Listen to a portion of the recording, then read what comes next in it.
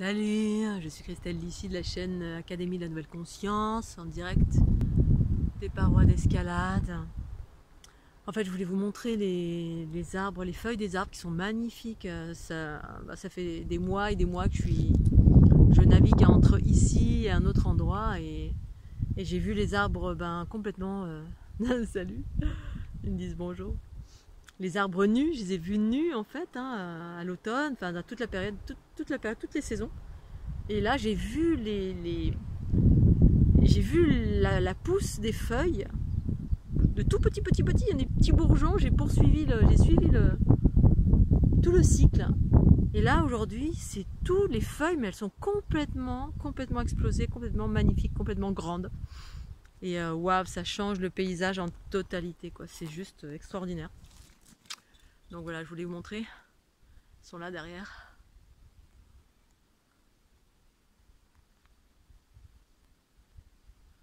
Bon, ok, je vous filme des feuilles, voilà. Oh, c'est que des feuilles. Bah non, c'est magnifique. C'est magnifique, je les ai vus bébés. J'ai vu les arbres sans rien, mais rien. Au bourgeon, après il y avait des petites fleurs, il y avait toutes sortes des choses que j'avais jamais vues avant. Comme j'étais là presque tout le temps sur cette paroi là paroi qui est bien abritée du vent, c'est pour ça que j'y suis aujourd'hui. J'étais à la Cardou, puis au final, j'ai fait une sieste, puis je suis partie parce qu'il y avait trop de vent. Donc là, je m'apprête à descendre. Et puis sur le chemin, j'ai croisé un groupe. Il y a un groupe de jeunes là, que j'avais déjà croisé au Mont Cardou.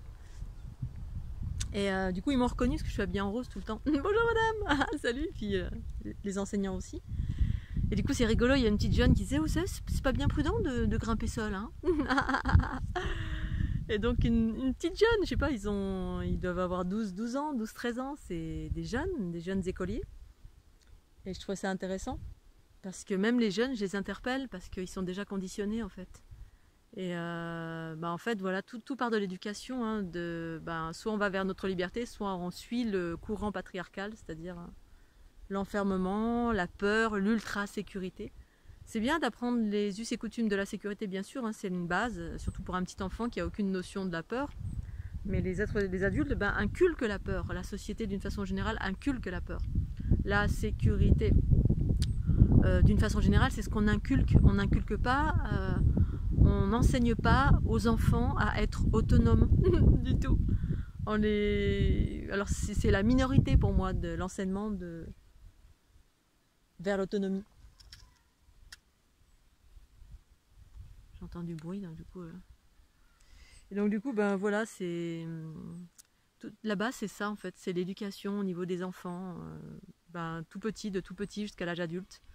Soit c'est un être qui est éveillé, on va l'enfermer dans un monde patriarcal, puis il va se rebeller ou sortir de là, quelle que soit la façon, de façon pacifique ou en rébellion. Soit il va rentrer dans le rail et puis voilà, ça va être des êtres qui vont suivre les directives de l'ultra-sécurité. C'est-à-dire on inculque la peur à tous les niveaux. La peur, voilà, tu fais du vélo, il faut mettre un casque, tu fais du ski, il faut mettre un casque, tu prends une voiture, il faut mettre une ceinture de sécurité, il faut faire ceci, il faut mettre des...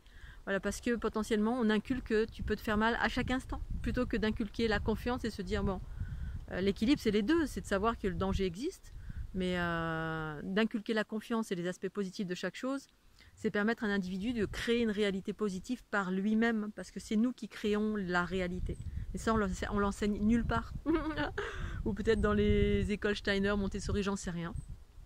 En fait, nous sommes des créateurs-créatrices et on crée notre propre réalité. Si on nous inculque que de la peur, voilà, on va avoir peur de tout. On ne peut même pas sortir dans la forêt, ni nulle part, ni rien. Enfin, on n'expérimente rien et on va être des petits êtres bien manipulables à tous les niveaux. Non, ne sors pas, il fait nuit, il y a des loups-garous partout.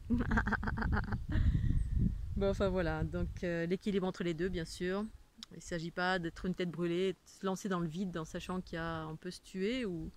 Bon, voilà, c'est toujours une question d'équilibre et surtout d'écoute, du discernement et de créer une réalité soi-même par la grâce de ce discernement, c'est-à-dire par la grâce de cette conscience qui nous guide à chaque instant.